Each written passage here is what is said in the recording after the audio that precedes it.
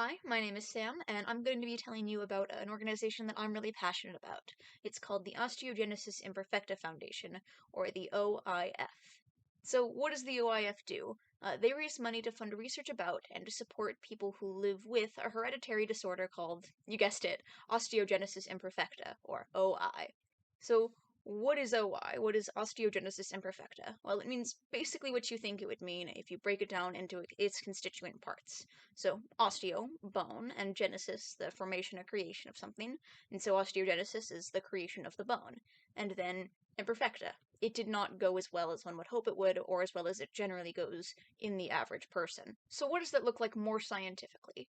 Well, there's the component of your bones called collagen that's really important to their strength and their density. And in people with OI, they either don't have enough collagen or they have collagen that's poorly formed. And what that means more practically is that people with OI tend to be more susceptible to breaking their bones because their bones are less dense and thus less strong.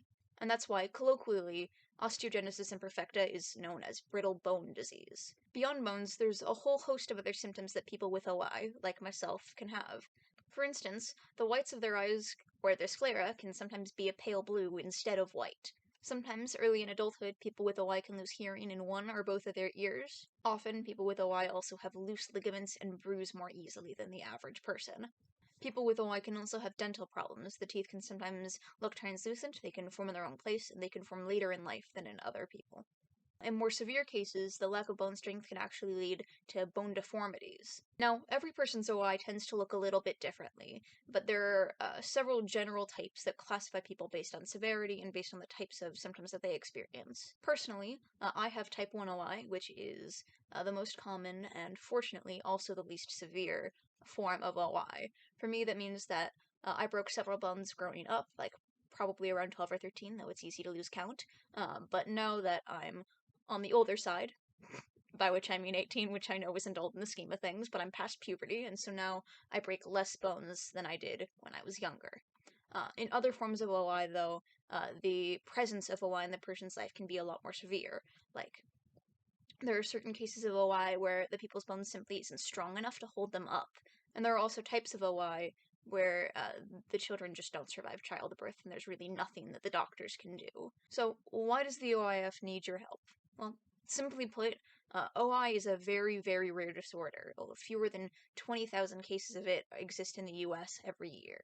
With that kind of minimal population of people with OI, there are fewer people who know and care about those people who can then donate to the OIF and raise money through that personal connection.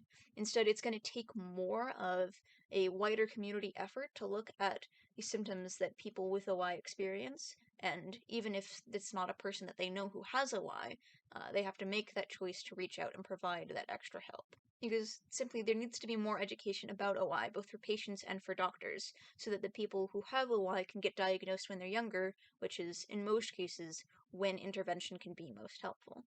Moreover, the research about OI is incredibly critical because it is still a relatively understudied disorder, and because there are relatively few treatments for OI that are effective and are safe. And so, as a medical community, the OIF wants to find more stable, more effective, and more safe treatment options for people with OI. Plus, just in general, it is an incredible injustice that there are still children being born with disorders for which doctors just cannot help them. Every person deserves the chance to be able to grow up. However, there are still kids being born with OI for which that reality is not the case, and the OIF is working day in and day out to try to find ways that that cannot be the case in the future. Plus, for the more average person with OI, it can be incredibly difficult, especially growing up, to live inside a body whose inner support systems don't work as well as they do in other kids. It's critical for kids to be able to run around with their friends and build confidence and relationships that way, and to, in general, be able to have that support system starting from the very inside of them that builds out and out until it's reaching the families and friends that they have around them. And that's something that the OIF is trying to kickstart, starting right from that very inner part of them. So I urge you to vote for this video and to vote for the Project for Awesome to support the Osteogenesis Imperfecta Foundation, or if you're feeling generous, to go and donate directly to the OIF themselves. You can find them at oif.org. That's oif.org. Thank you so much.